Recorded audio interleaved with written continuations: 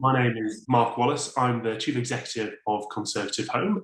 You join us on this, depending where you are, but certainly for me, this uncomfortably warm evening for the latest edition of Conservative Home Live. And thank you for tuning in. I should say at this point, thank you first to our sponsor, Thorncliffe, who kindly supported this event and made it free to view for all of you at home around the country.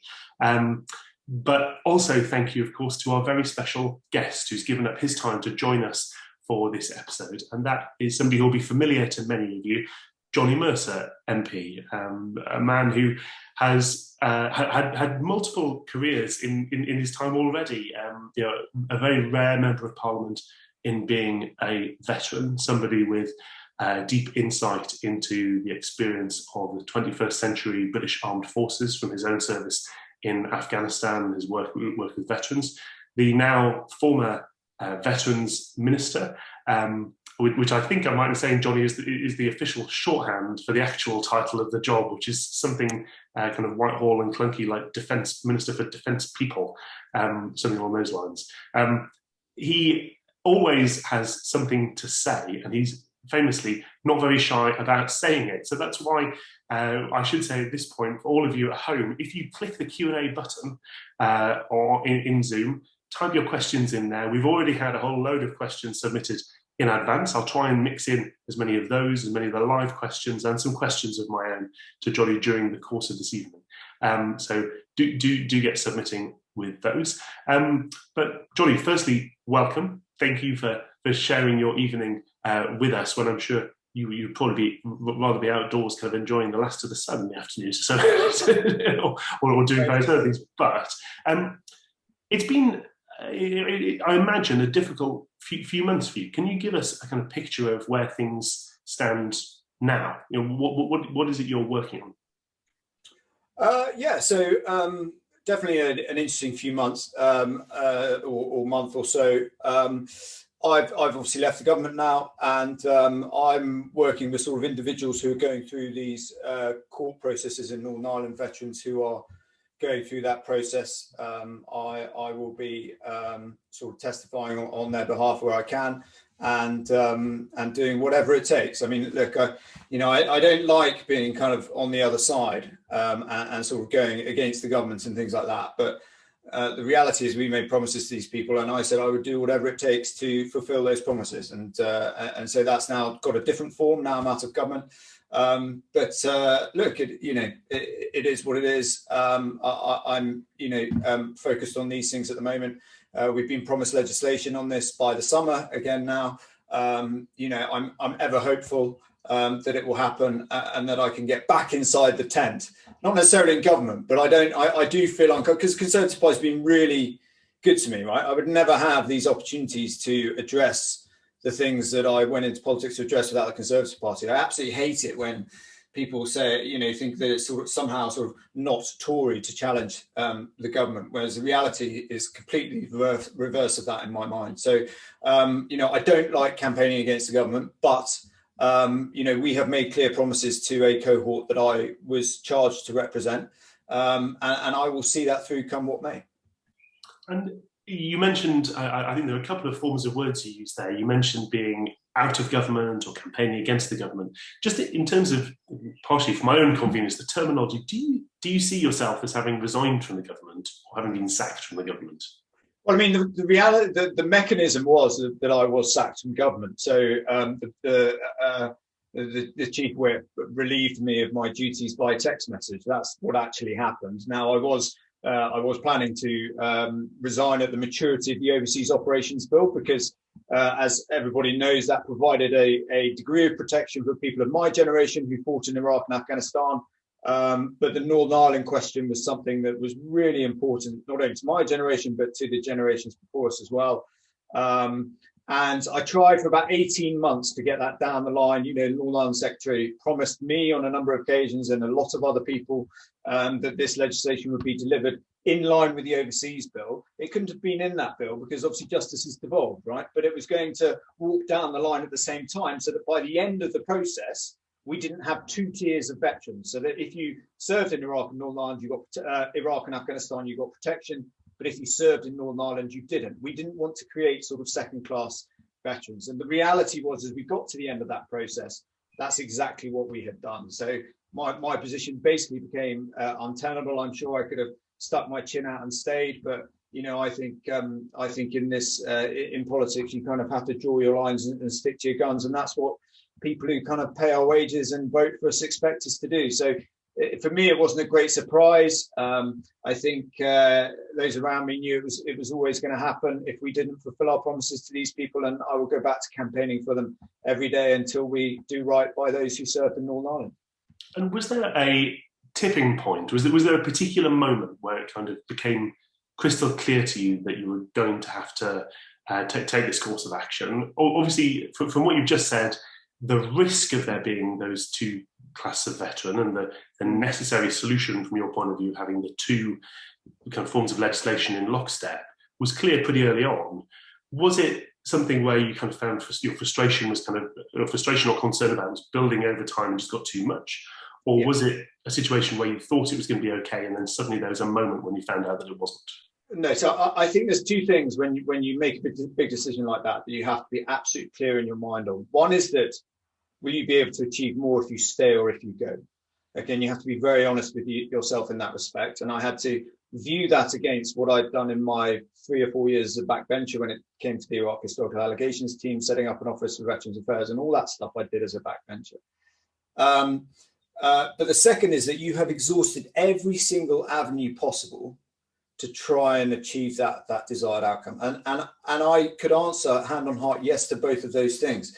And yes, there were a couple of moments. I mean, the Northern Ireland Secretary said to me a couple of things that, towards the end of the process that just, sort of betrayed. I mean, I like Brandon, he's a friend of mine, but it did betray a sort of total misunderstanding of legacy in Northern Ireland. And it became clear to me that we were not going to be able to deliver on this. And, the Prime Minister, when I spoke to him about that, was equally angry. The problem is, I am the Veterans Minister and I was the Veterans Minister and I represented them and I'd made repeated promises on behalf of government and then we failed them. And the first two were in court, the case was thrown out, it was absolutely ridiculous, but we'd destroyed 11 years of these people's lives.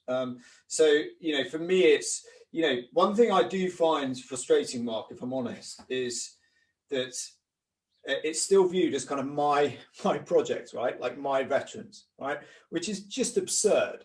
The conflict in Northern Ireland, right? It actually killed Conservative members of Parliament, Ian Gow, people like that. Okay, we have a duty to look after those who served in that country. So when we make promises to them, we have to see them through. And whilst I loved being in government and I didn't want to leave, it became clear to me that when I was the last man fighting for that in the room, that I was going to have to do it from outside. I was very sad to leave. I was genuinely very sad to leave. And since then, I do at times feel, a bit guilty really, because a lot of veterans need someone who's going to really go to town for them in government. But it is what it is. I made my decision. I stand by it. And now I'm working hard to try and affect change from the outside. And on a related note, where do you think the problem actually stemmed from? What was it simply, you mentioned just now, failure to understand some of the legacy of that particular conflict and the situation of these particular veterans? Do you think the promise was made without really the full information? Was it something where, a political promise is made and then government legal advice comes in and complicate matters? Was it kind of principle or practicality or convenience? Yeah. Where and actually on a related, I think I've had a question from a member of the audience asking who around the table in government is saying the opposite to what you're saying, if you see what I'm saying. Well, where does that stem from? Look, the truth around legacy is that it's a very complex issue, and it's not something that you can just throw statements at, like I want an amnesty or I want a statute of limitations. Okay, because if you start doing that sort of thing, you start going down the pathway where you're cutting off pathways to justice for families if new evidence exists, and that's and we don't want to end up in that space. What I've learned to understand is that I've been going down this road for 6 or 7 years now. It started with the Iraq stuff, then the Afghanistan stuff, now the Northern Ireland stuff, and I know it like the back of my hand. When the Prime Minister said we're going to commit to this as a Conservative party, I then found lots of other people getting involved who whilst they objected to the spectacle of 80-year-old veterans being sent to court in Northern Ireland, never really understood why it was happening. Okay, and so they I think got around the Prime Minister and got him into thinking in spaces that were not going to achieve the outcome we wanted to. So, for example, if we start to rewrite human rights legislation, that is really difficult, particularly in the House of Commons. You don't actually need to do that to do these sorts of things. And in my brutal experience, if I'm honest, Mark, once the Prime Minister said we're going to do it, you know, other people in the cabinet think, right, this is a really good opportunity for me to come and, you know, put my mark all over this legislation. They end up getting involved in something they don't really understand. So I would never sort of sit there and sort of pretend to advise Rishi Sunak what to do on the economy, right? Or Matt Hancock what to do in the health service. But I know legacy inside out. And the reality is the way it works in government is that obviously if you're around the cabinet, everything revolves around you. You have your team of spads and comms and everything goes all right. If you're just another junior minister, but you're trying to do something really difficult with no support at all, you're really not going to get out of the driving blocks, because you can say, look, I really wouldn't put that in the legislation Secretary of State, because this is what's, you know, you're going to get a lot of objections to it. Then we get a lot of objections to it. And you start to think, you know, this is all going to fall apart. So actually, when the Overseas Operations Bill now, don't get me wrong, I mean, it's great that we've started down that track, but it's nothing like what it should be. Because essentially people made clear, cognizant decisions that made it harder to get through Parliament. And you know, I mean, I was having stuff sent to my home, to my wife's address, because apparently I wanted to torture people and I wanted to rewrite this country's human rights record and stuff, which could not be further from the truth. You won't find many people who want to go after those who commit crimes in the military more than me. But that was the narrative that was painted because other people got involved in this legislation. So lots of things playing together, really. Who's saying the opposite to me? No one's really saying the opposite to me. There's a strong degree of lack of understanding around legacy. So people in Northern Ireland actually think there's a way through this. You know, I spent a lot of time out there since, actually, with Danny Kinahan, the Veterans Minister. There are options available. Yes, it does require a degree of political capital and energy to be spent on it. But ultimately, there are solutions available that we have a duty, really, to deliver not only for veterans, but for families who want answers and things like that. But it requires political energy and real sort of understanding, I think, that is just currently not there with the current players who are involved in that piece of legislation. We'll come on in a second to that question of kind of what that potential solution might look like. But just on that theme, that experience where you can hear a little bit of the frustration in your voice even now. That I'm starting to sweat, mate, talking about it all again. It's giving me flashbacks. I thought it was just a terrible 18 months. But, you know, does that mean to a certain extent that this bill has been, or these bills have been a victim of the fact that being seen to be pro-armed forces or pro-veterans in conservative circles is seen as a kind of swift and perhaps wrongly seen as an easy route to win brownie points? Is it something that's popular, so people want to stick their oar in? Look, I mean, this has been my problem with it throughout, right? I mean, we have always talked great things about veterans. We are the party of defence. I mean, the idea that the Labour Party can have anything to do with defence is absolutely ridiculous. They've spent the last 3 years trying to get Jeremy Corbyn in, right? And, you know, so as far as I'm concerned, they're just a bunch of frauds on this stuff. The problem I have with the Conservatives on defence is that it is all for show. And actually, we do some good stuff. And I think there is a willingness to try and get it right. But in going further than that and asking, what's it really feel like to serve in the military in the United Kingdom in 2021? What does it really feel like to be a veteran?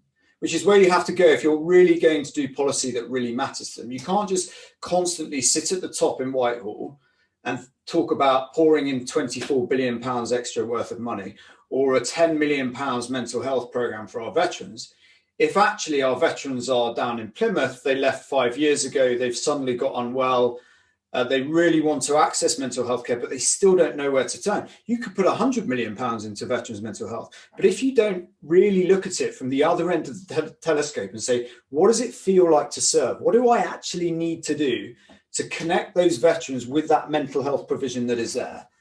Unless you do that, we're not going to change the narrative on it. So yes, I'm afraid there is a lot of kind of stand up for our boys and, you know, looking holy at the cenotaph. When I first came back from Afghan, I couldn't even go to Remembrance Day. I was so angry with it all. You know, sort of politicians, you know, coming out and standing by the cenotaph and looking holier than thou. And, you know, my mates were struggling to get prosthetics, having been blown up in Afghanistan. I found it very, very difficult. That has changed to some degree, but nowhere near the pace that it should have done. And, you know, that we have guys in 2021, right, who are still really fighting for mental health care provision in the UK. There's not loads of these people, right? Only 1 in 9 who deployed to Afghanistan went outside the wire. This is a very small group of people, right? But we have a duty to these people. And I'm not going to take a backward step now. Everyone in the House of Commons may think I'm deeply boring and I grind away and I just pull the pin and I explode every now and then and I'm unpredictable. But that's not the point to me. To me, we have a duty to these guys as a nation. And I'm going to see it through, I'm afraid. And yes, I will probably lose all my friends in the process. But hey-ho, I didn't have many in the first place, Mark. So there we go. Is that a product of simply a shortage of politicians who are themselves veterans? I mean, it's probably fair to say that now, I haven't looked at the statistics lately, we must have one of the lowest proportion of parliamentarian veterans of any time in the last century. If you consider the mass service of the First World War, the Second World War, Korea, and so on, that lasted for a very long time. It gave quite a big cohort in Parliament on both sides of all three main parties. Yeah. Is that the problem? Is the solution therefore to elect more veterans, or is there something deeper about just understanding that people can get otherwise? So I think the problem is multi-layered, and it'd be very difficult to pinpoint one issue like that. I think even within the service community, okay, there are different strata, if you like, of service people, okay, and you know, in my view, none are better, none are worse than others, but people have very different experiences. Now, I spent, you know, 2006, 2008, 2009, 2010 fighting in combat in Afghanistan, right? So that very much shaped my experiences, and seeing what we asked our people to do very much shaped. I felt I was incredibly lucky to survive, but also that the guys who weren't so lucky deserve the country to look after them. There are other people in the military who think I go on about this stuff too much, you know, who think actually we should be focused on getting the latest £1 billion missile to kill 2 terrorists in Syria next year, because that's where Britain should be operating on the world stage. So what I'm trying to say is that the military cohort isn't an analogous group, right? So I don't think it's necessarily to do that. I think that is a part of it. But I think it's just in some ways a degree of empathy, you know, that we are, at times we struggle in other areas as well. You know, you look at stuff on the free school meals that we got wrong last year. You look at taking the money out of universal credit. It's just, I think at times we need to work a bit harder on our empathy about what it's really like to, you know, really rely on universal credit in this country. What it's really like to be a veteran, what it's really like to serve. You know, I was with a guy yesterday, really great guy, got blown up on my tour, and he has one above the knee and one below the knee amputation. And we, you know, when all the crowds had gone and everything, we just had a chat. And I said, so look, you know, how are you doing? He said, do you know what, I'm okay, because we were with Mission Motorsport charity, who really looked after him. They changed his life, given him a course. He's been to university. It's amazing. But he said, the one thing that I find really, really hard is that I've had to fight and I've had to beg for the care to look after me and my family since I got blown up. And people, I think, government certainly misunderstands the damage that does to our people, making them feel like kind of they owe us, even though kind of they've sacrificed in order to do what politicians in the House of Commons want them to do. So I think it's really complicated. I think it can be changed through political direction. I think that we can get better. It's all about political will. I don't need a lot of money to deliver world-class veterans care. A lot of it's there, but it does need tidying up. It does need leadership. People need to know where to go, particularly when they're poorly. It's about political will. And unfortunately, I hoped Boris was going to be that kind of tour de force, but we've got a little bit more work to do. I mean, this is, I think it's fair to say that in the history of the British Army, this is not a new problem. If you go back to the army of the Napoleonic War, or from via Rudyard Kipling with Please Mr. Atkins, through to the experiences you mentioned in Afghanistan, I vividly recall, I think, the Daily Telegraph interviewing a senior non-commissioned officer in Afghanistan, I think when Jeff Hoon was Defence Secretary, and said, "What do you think of the Defence Secretary?" And he said, we try not to. And unfortunately, this is something that evidently remains unresolved. Are there any countries that you're aware of that get this right? Are there other armed forces that you and your former colleagues look at and think, actually, this is done the right way, that you should be learning from? Yeah, I mean, there's definitely no perfect solutions. Even in the United States, where they have a completely different Veterans Administration, which, by the way, I would never like to set up in this country. But a lot of money goes into that. But they have real problems as well.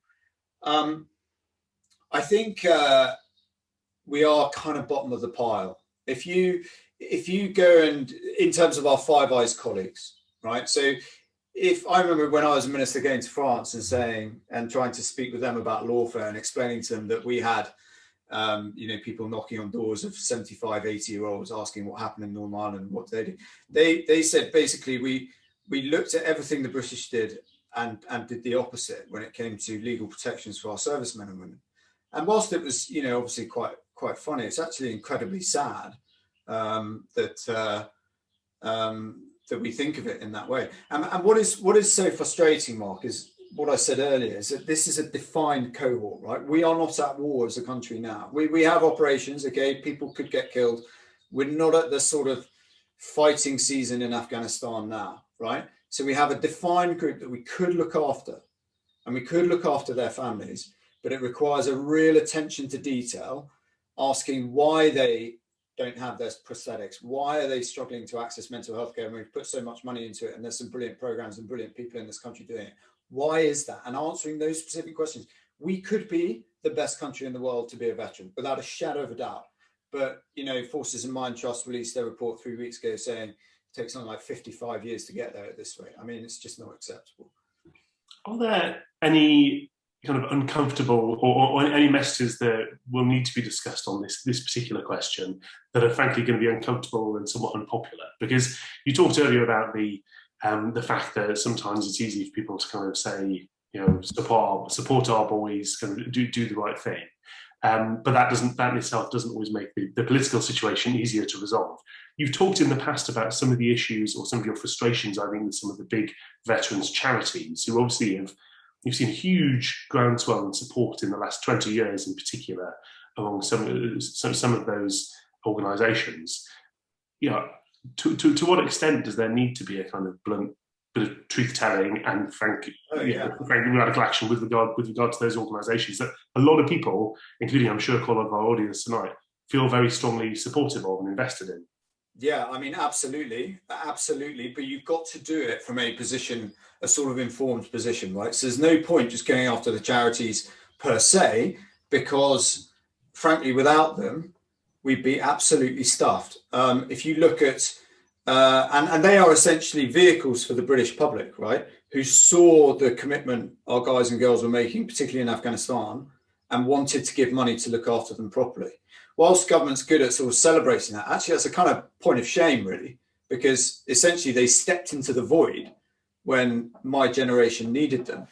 Does that mean they're perfect? Of course it doesn't. Does it mean that there is a need for significant change in that sector? Absolutely. And actually, do you know what? I found that they want to change. They want to evolve. They want to meet the challenge of veterans care. What they do need is leadership, right? They want to know that actually if they as a charity are going to stop doing a particular part of care, that somebody else is going to pick that up. And that all needs coordinating by a strong Office for Veterans Affairs, right? But if you then have a government sets up the Office of Veterans Affairs with a very small budget in the first place, and then tries to cut it by 60% after less than a year, you're going to think, actually, I can't really rely on these guys. So do you see what I mean? They want change. Do they have to change? Absolutely. Will we see, I think, some big mergers between the biggest charities? Yes. And I think that'll be a great thing, because for me, I've always unapologetically had this view, not what does it look like kind of up there, what does it look like from the veterans' point of view? And they don't care if they get helped through the Hidden Wounds program at Help for Heroes or through combat stress or whoever it is. They just want someone to provide their care and to be able to go somewhere when they are poorly, right? So we can provide that if we work together and have the leadership to do it.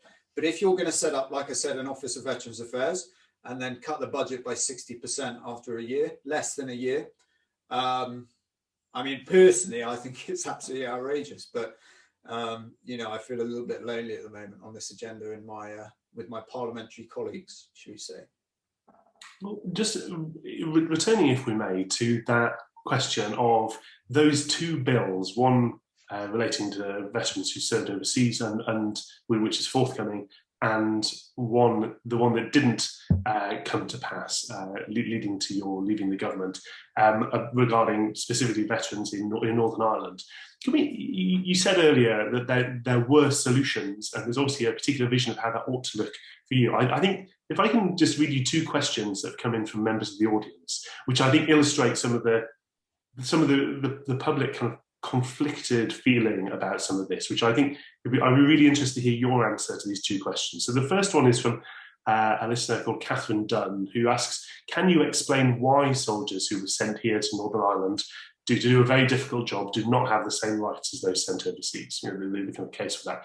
And from the other side, the other perspective about this, a listener, Grace Froggatt, asks, are you saying that the British Army has the human right to randomly kill innocent civilians with no consequences? Now, that's obviously a very blunt kind of characterisation of the debate, but this will be a point you've heard before. Look, again, it comes back to empathy, right? So if you have cabinet ministers talking about things like amnesties and statutes of limitations that cut off pathways to justice, okay, if your son or your daughter at 15 or 16 was killed by the British Army, you would reject all efforts around legacy. And I totally understand that. Did everybody behave as I wanted them to in Northern Ireland? No. Did they in Iraq? Did they in Afghanistan? No. And, one of the biggest mistakes the MOD made when I was there, and I tried very hard to correct, was getting the investigations right into this stuff. So we hold our people to account better.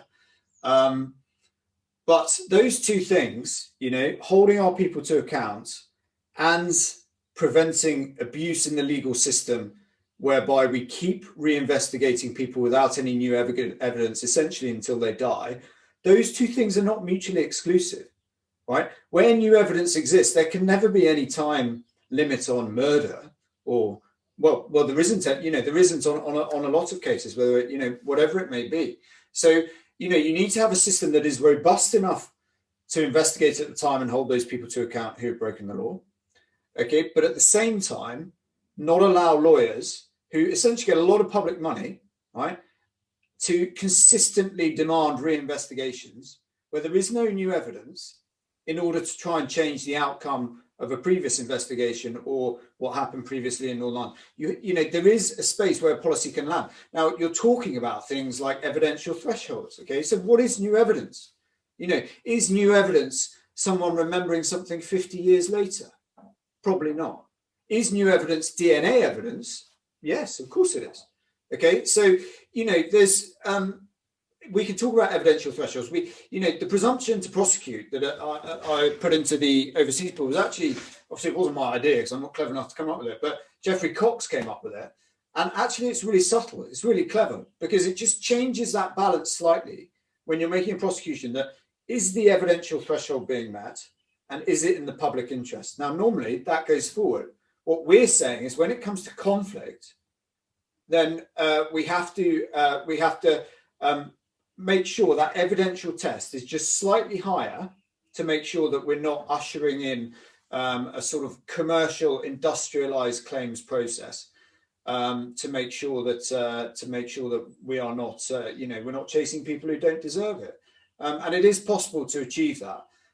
You can improve that evidential threshold by having Attorney General's consent, which is what we've got in one of the other cases in the overseas bill. You can improve it by raising, what actually constitutes new evidence. After 5 years, you have to demonstrate, consider, under the overseas bill, you have to consider all these extra factors like the realistic chances of conviction, the effect on the individual of going after them at this stage and things like that. So, there are clever ways of doing it. But whilst you sit on the sidelines and you shout things like statute of limitations or amnesty, no one's going to listen because you really upset a lot of people. And I'm afraid that's where we are at the moment. I'd love to say it's going to change. The Northern Ireland Secretary has again promised legislation by the summer. I personally don't see it, but there we go. I mean, when you have, for example, if you look at the long and excessively long history of, say, the Bloody Sunday inquiry, something where an issue was variously avoided and or fudged, as you prefer, delete as appropriate by various governments, and was then farmed out to an inquiry that ran on for many, many years at large expense, and eventually came to a conclusion that the British government, Conservative government, recognised and accepted, and quite an important moment, I think, in Northern Ireland when David Cameron actually made that statement that he did about what happened in Bloody Sunday.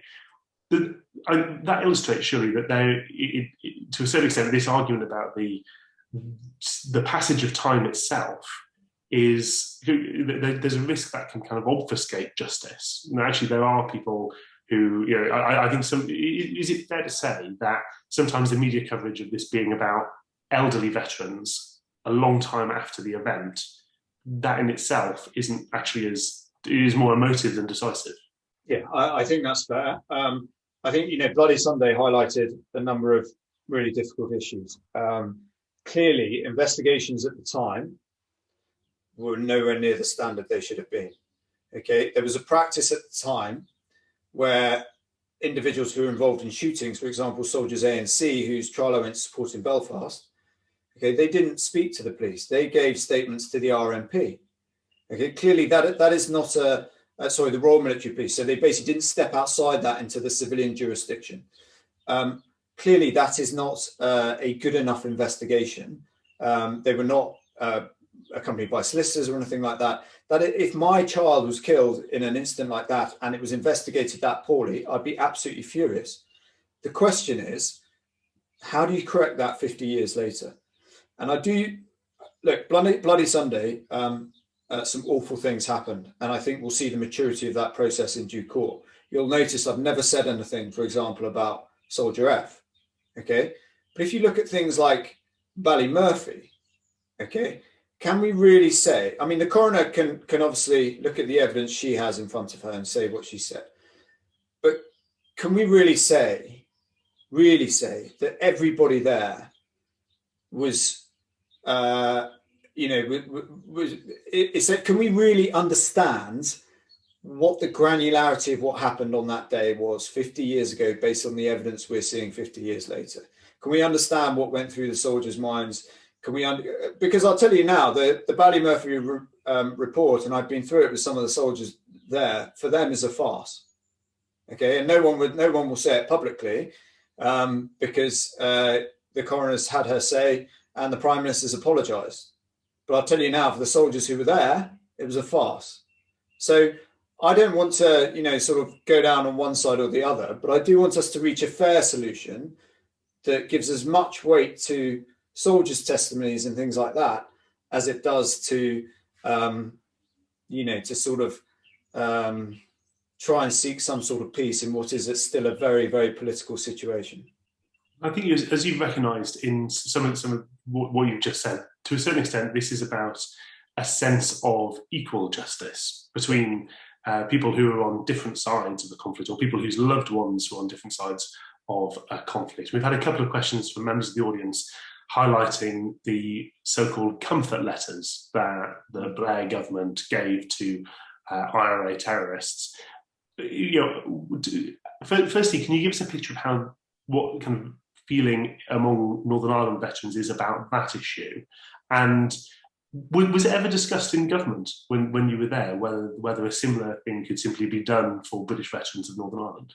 So no, it wasn't discussed. And how do veterans feel about that? I mean, clearly, I say the view amongst veterans, bearing in mind they're not an analogous group, okay, generally was that they were pretty much the only party that was not represented in the Good Friday Agreement. If you look at some of the people we let out of prison in the Good Friday Agreement, I'm not saying we should go back on that in any way. I'm simply representing their views. The idea that they get on the run letters and then 30 years later, our guys are being dragged through court cases that are then being thrown out because they're absolutely ridiculous. And during that process, people are having strokes, people's wives are dying. The stress of it is destroying their families. Is that fair? Of course it's not fair. Can we issue on the run letters? But no, because there is a fundamental moral difference here, Mark, between signing up to the military, going out there and doing your best to prevent civil war in Northern Ireland, and getting up with a deliberate intention of killing women and children and civilians in pursuit of your political aims. Those two things are fundamentally different. So that is why an amnesty should never be entertained. And within the military, those of us from that stable, where there's evidence that guys have broken the law or done wrong, we want them held to account. We don't want them in our team. We don't, operating in that environment is extraordinarily stressful, particularly for young people. And they take huge personal risk to stay within the law. And they don't want those who break the law to get away with it. So, there's so much misunderstanding. Oh, let all the boys off. They were only doing their duty. They were following orders. I mean, it's a load of rubbish. We should absolutely hold our people to account. But the process has become so deliberately unfair. You look at what, Sinn Féin always talked about the long war, didn't they? The IRA talks about the long war. Well, you've got a new police service of Northern Ireland who report to a policing board, who's headed up by a guy called Jerry Kelly, who shot a prison officer in the head in 1990 in the Maze escape. You got Baron McCrory coming through as public prosecutor in Northern Ireland. He was the solicitor for Martin McGuinness and other Republicans. And I'm not, these are just facts, right? It's not my opinion. It's just facts. So if you allow the justice system to get kind of lopsided like that, then you are going to see these unfairnesses. And they are our soldiers. They were operating at the behest of our government. And we've got a duty to ensure that they're treated fairly. Given the difficulty of getting this legislation, you've mentioned points of law, but you've also mentioned questions of investigation, repeated reinvestigation. Is there anything that can be solved by policy, by government policy, by the executive deciding that things ought to be done differently in terms of how it allocates its resources and wields its powers? Or is the only solution here that legislation that you expected that hasn't happened? I think we've been around this boy a number of times, and I think various sort of rebellions that have been used over the years is sort of turning off the money for this sort of thing. I think they're all kind of a little bit underhand. I think we need to show a bit of courage and a bit of strength and a bit of character as a government and say, actually, clearly we believe those who broke the law should be held to account, but we are not going to let the legal system in Northern Ireland run amok with veterans who were trying to prevent civil war in Northern Ireland, and therefore we're going to introduce something like a qualified statute of limitations, which is something we looked at a long time ago, where evidential thresholds that we talked about need to be raised so that pathways to justice are still open where evidence exists, but ultimately where new evidence does not exist, we can get to the truth of what really happened and provide some peace and reconciliation for victims of the conflict in Northern Ireland. With regard to the topic we kind of touched on briefly a few minutes ago, when you said that not everybody behaves as they ought to in Iraq or in Afghanistan. We've seen, I think I'm right in saying, there are ongoing scandals among some of our allies in those conflicts. I can think, for example, allegations that have engulfed elements of the Australian Special Forces. These examples will be familiar to you. Are you of the view that we know everything about things that were done wrong within the British Armed Forces in those conflicts? Does it concern you that there's more yet to discover? You need to be really careful here. No, we don't know what happened, and I formally wrote to the Secretary of State with my position on that particular subject. He knows that, and he makes his own decisions. We're the only one of these Five Eyes countries who's not prosecuted someone for doing something wrong in Afghanistan. Do we therefore think all of our blokes didn't succumb to the pressures that other countries did, or do we think we might have a bit of a problem with our investigatory standards? And when we have those issues that you've just mentioned about, in some cases, what might be overzealous repeat investigation, for example, in Northern Ireland, we just talked about, and then that notable contrast you just mentioned there, for example, Afghanistan compared to some of our allies, is there a risk that this issue could end up kind of pulling the teeth from a necessary investigation service? How does it concern you, and how do you balance that? Of course it concerns me. It really bothers me that, I felt certainly that this cause sort of got hijacked so much when I was in government by people, articulating this idea that our service personnel do their duty and we're following orders and should basically behave as they want. Nobody in the military actually wants that. Everybody in the military wants those who break the law to be held to account. It's incredibly lonely if something goes wrong and you blow the whistle and you have the moral courage to blow your whistle in what is a pretty aggressive and violent environment, and you are not taken seriously. You can imagine the damage that does to our people as well. So look, I've always just wanted to sort out both sides of the ship, right? Get the investigations right that are up to the standards where they are ECHR compliant, okay, and that they will stand the test of time. So once there's been that investigation, then that's it. And then protect those who have served, who are pursued by lawyers for years and years and years in the hope that new evidence turns up, because they're funded by public funds and it's basically a money-making machine, destroying the lives of veterans in the process. Those two things always had to be done together, right? And that's where we came unstuck. If you noticed during the bill, Labour Party were absolutely right to keep going on about investigations, because I'd said it myself like a year previously. But, people chose to do it otherwise, and we got ourselves into all sorts of problems.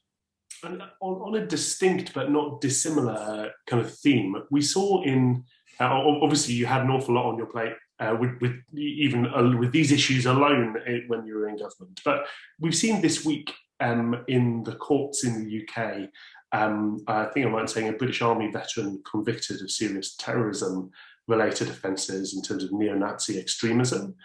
We've seen, I think I might be saying, the Belgian police are still hunting a alleged extremist currently serving in the Belgian military. We've seen certainly in the United States and Germany and various other allied countries, we've seen efforts which appear to be conscious and deliberate efforts by neo-Nazi extremists in particular to infiltrate the armed forces, partially for ideological reasons, partially it's suspected for access to training, weapons, and all the kind of thing you'd imagine.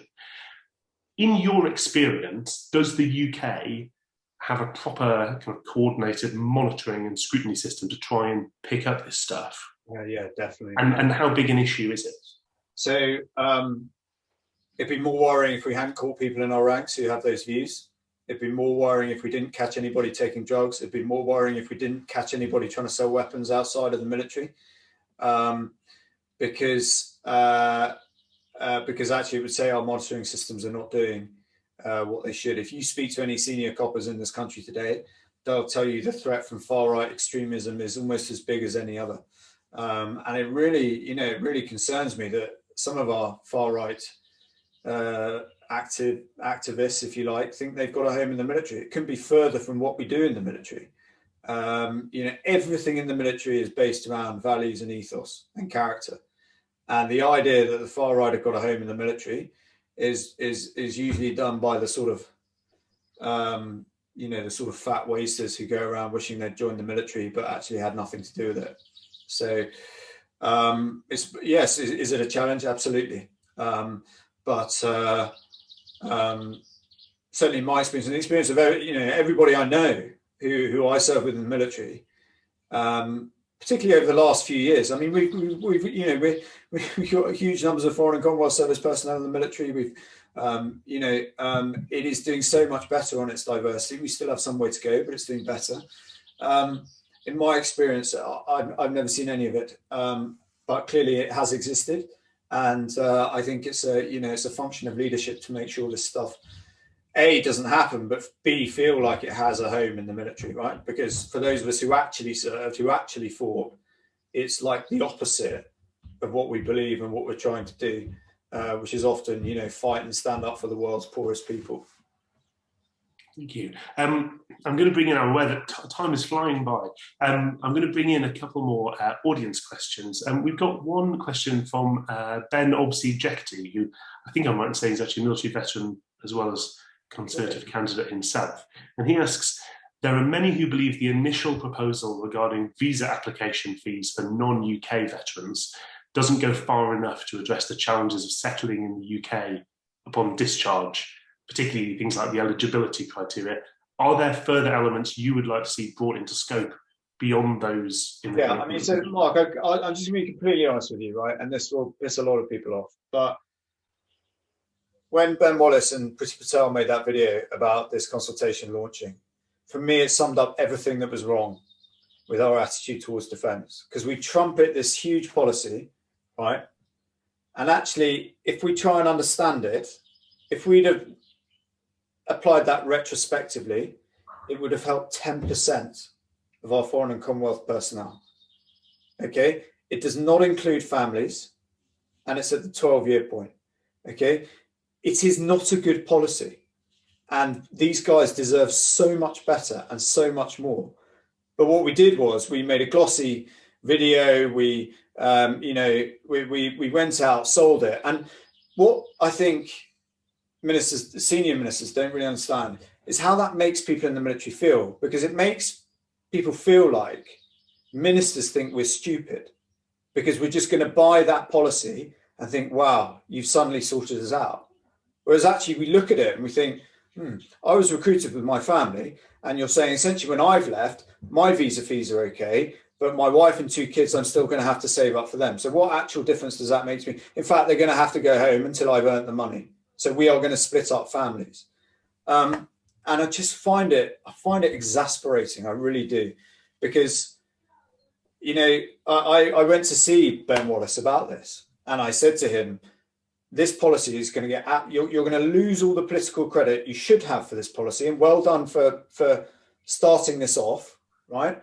But you will lose it because it's crap, because it does not go anywhere near where you need it to go. But it's come out, and the veterans community and the Foreign and Commonwealth community think it's, are pretty upset, as are the Royal British Legion and others. And as Tories, right, like it costs £31,000 a year to change this policy. £31,000 a year, and as Tories, we can't find it within ourselves to not only say those who come to this country and fight in our armed forces after a normal period of time deserve to settle here with their families. We're happy to say that, but when it comes to doing it, we'll just give them 10% of the solution. I don't think that's the way the Conservative Party really believes it should treat its armed forces. It's exasperating. But there we go. Probably got myself into a lot of trouble. But that's what I think of that policy. Thank you. Our next question from Catherine Mears. Hello, Catherine. Are there any plans for veterans she asks, not to pay certain taxes like council tax or free travel or priority housing for veterans. I suppose what I'd probably add to that question is, if there aren't any plans, should there be? I know that in some small levels you've seen local government pick up some of this stuff, but is that something you'd like to see, or is it something that doesn't fit the bill? So, Mark, I think there's an ongoing misunderstanding of the Armed Forces Covenant. Okay, it's not to promote advantage for those who serve. It's always to prevent disadvantage for people being discriminated against because of their service. That is fundamentally different. I've not always been one who believes that we should advantage those just because they served in the military. I think that we should put all our efforts in to making sure people are not disadvantaged or discriminated against by their service. Other people have other views. I do think we still have a slight culture problem when it comes to our veterans in government. And would that help? Probably. But we're we're a different culture to the United States, for example. And veterans like me would feel really uncomfortable with that, actually. Because there's lots of people firefighters and police and nurses who've done incredible things over the last year. What I try and work hard to do is to make sure there's no disadvantage because of your service. If we could really fulfill that, I think veterans wouldn't feel like they wanted to ask about things like tax backs and all the rest of it. Do you see what I mean?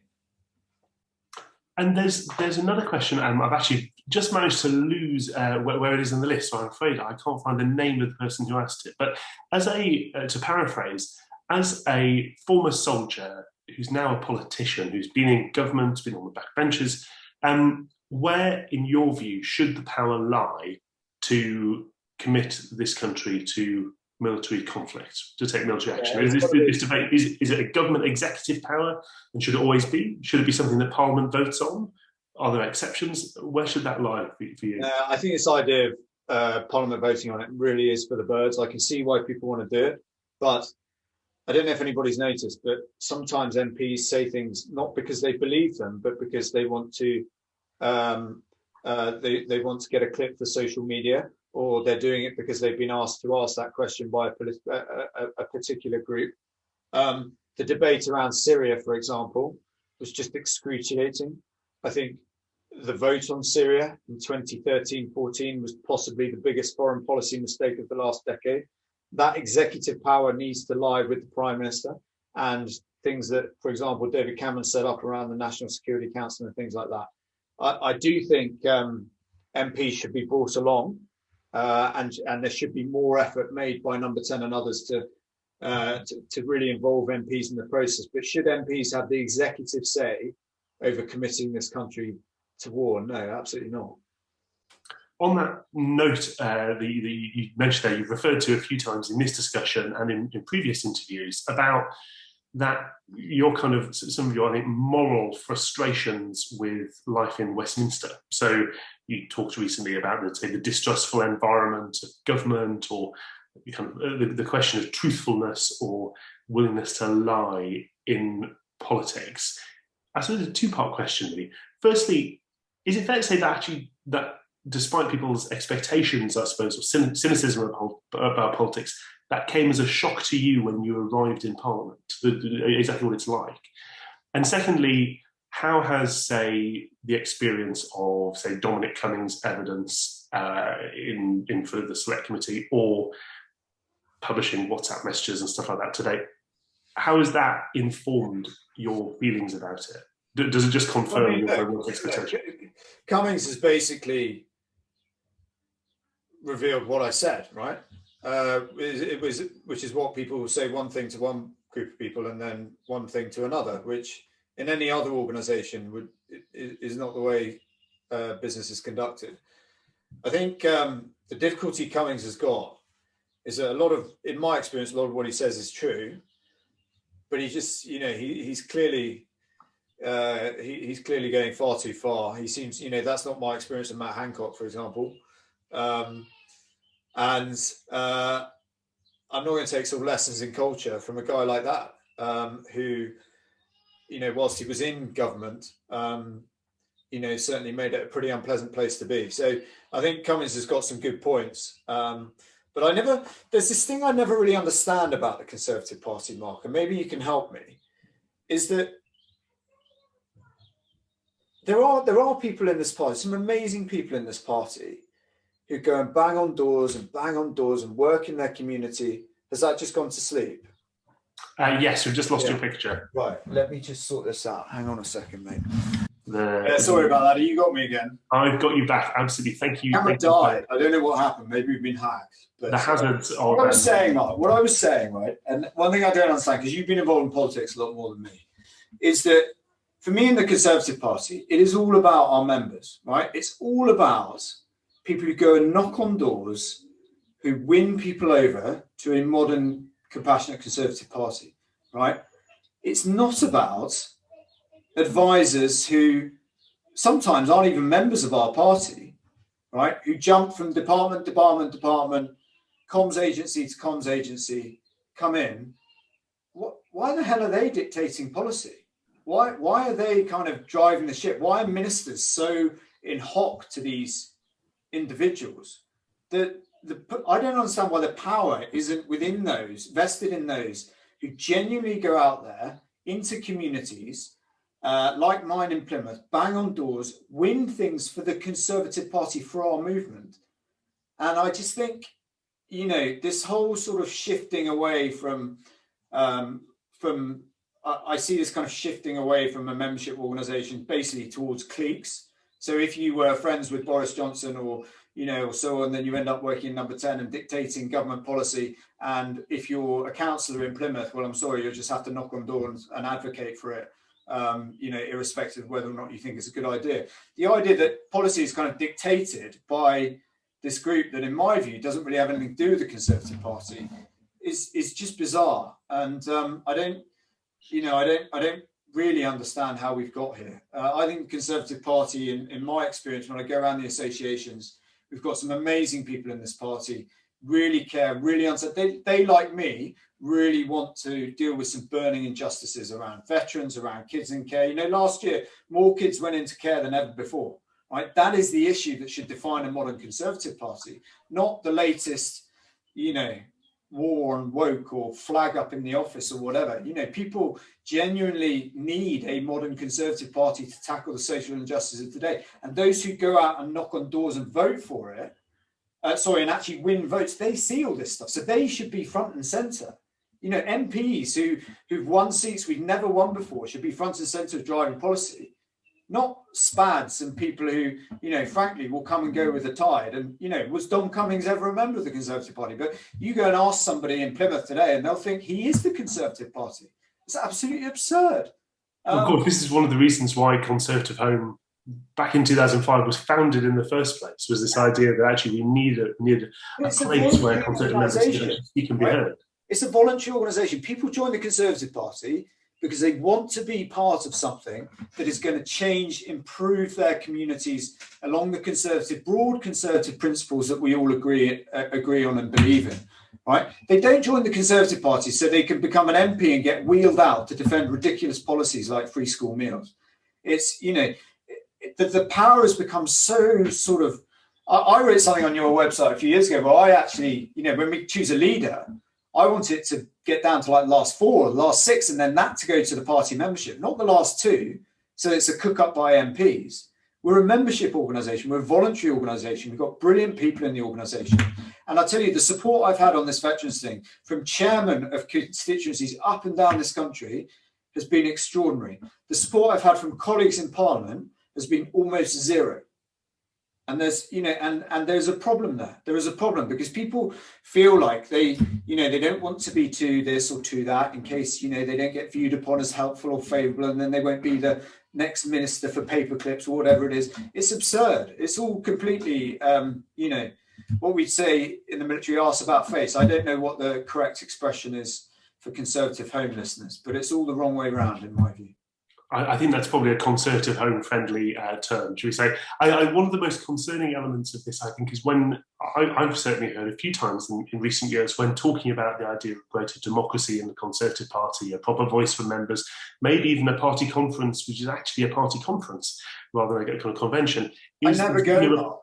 The troubling thing that I've heard, not from everyone, but from some quarters, is people pointing at the Labour Party and saying, "Well, look what happened. They devolved it to their members and they chose Corbyn." I think that what that betrays is it misses the point that one of the reasons we're conservatives is we believe that conservatives and conservatism are more sensible than Corbynism.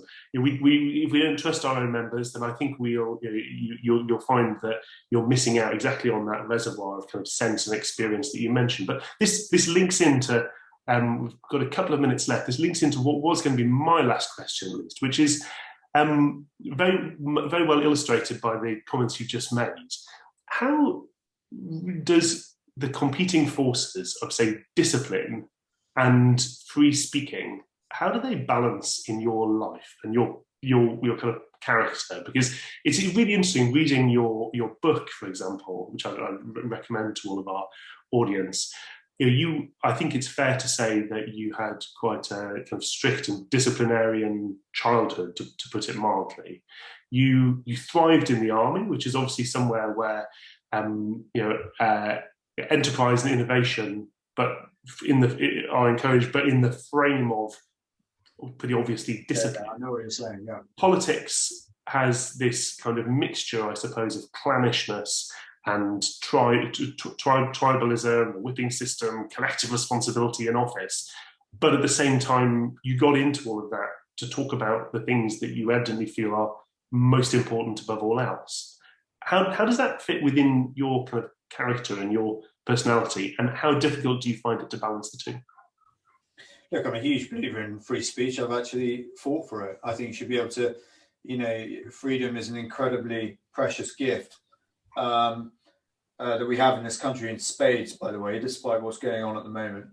But I don't think that should be at the cost of offending and deliberately offending and upsetting other people and causing harm and hurt to other people. I think it's a really tough balance, isn't it, between realizing that there's no way that you could have a government entirely made up of, I suppose, people like me, right? Because it just wouldn't work. But I would also suggest you can't have a government made up entirely of imposters as well, because you'll never actually, it won't work, because you'll never actually get someone at the back of the room going, hang on a sec, do you really want to do that? Because this is how it's going to play out. And, have you thought about this and have you thought about that? So the answer is always a balance. And, when I was in government, some of the policies that came through, well, I've mentioned it a number of times, free school meals, taking the money out of universal credit. Rishi's a great guy, right? But his solution to cutting universal credit was to give every family £1,000.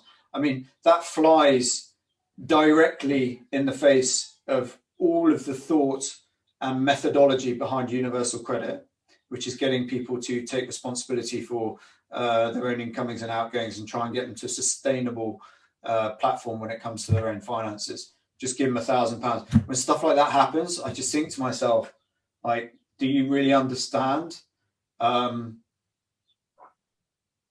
policy of what we're doing? And the problem is, if you have people sat around the cabinet table who are just going to go, yeah, here, really good idea, Prime Minister, then that's going to get out. And, before you know it, the people who are actually working in this field, for example, at the job centre, are going, what are you guys doing? And they kind of lose confidence in what you're doing as a government, because you're doing stuff that demonstrates you don't really understand the true nature of really important tools like universal credit. So I think it swings and roundabouts. You have to have a balance. I think we've gone far too far the other way, where you basically the qualities that are currently valued in politics, kind of your ability to withstand, defend the indefensible, for example. I think all that stuff's really sad. I think what people really want is just normal people, to be honest, and where it's a good policy. And sometimes you have to suck one up for the team because it's for the greater good of the Conservative Party. And I'll do that as much as the next man or woman. But you also need that tempered with people who are prepared to think about the organisation above themselves and above just sucking up to someone they're trying to get a job from. And actually think, how does this reflect on a modern, compassionate Conservative Party? And free school meals, I mean, why you would have an argument with Marcus Rashford about free school meals is bizarre. When you're in the sport of getting elected, That's my view. It's evident that you found that element in government quite kind of, I suppose, personally testing, as well as kind of in some ways irritating or frustrating. But would you ever go back into government? Look, I'm a patriot, right? And if I was called to serve in some capacity, I'd be called to serve in some capacity. I think things would have to change quite significantly. I mean, it was the most awful environments I've ever worked in, and I've worked in some pretty awful environments.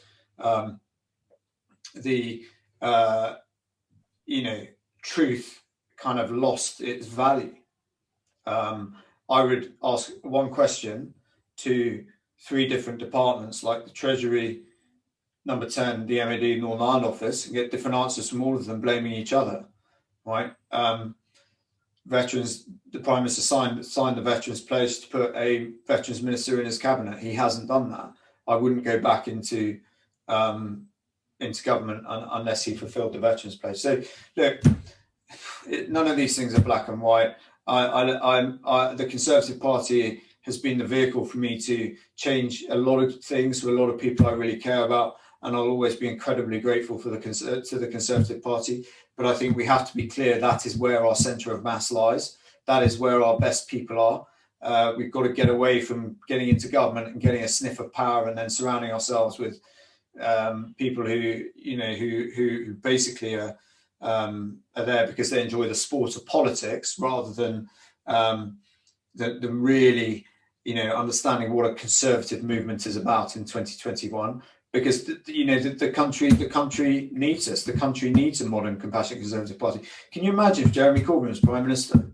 That nearly happened, Mark, in the Conservative Party in 2017.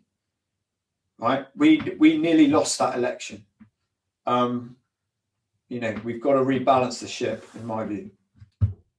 And on that typically forthright point, Johnny, I think you've been very generous. We've actually overrun our allotted time. You've been so generous with not just with your time, but with your thoughts and your frank answers to both my questions and those of our listeners at home. So I want to say personally, thank you to you for everything that you've shared with us this evening. Thank you to our sponsor, Thorncliffe, for making this event possible. And most of all, thank you to all of you at home, right around the country, for tuning in, sending in your questions. I'm sorry I haven't had time to get through all the different questions that have been asked this evening. You'll all find that you have an email in your inbox from Conservative Home in the next couple of minutes. Do give it a look, and we will be back soon with the next episode of Conservative Home Live. But from me, Mark Wallace, to Johnny Mercer, thank you and good night.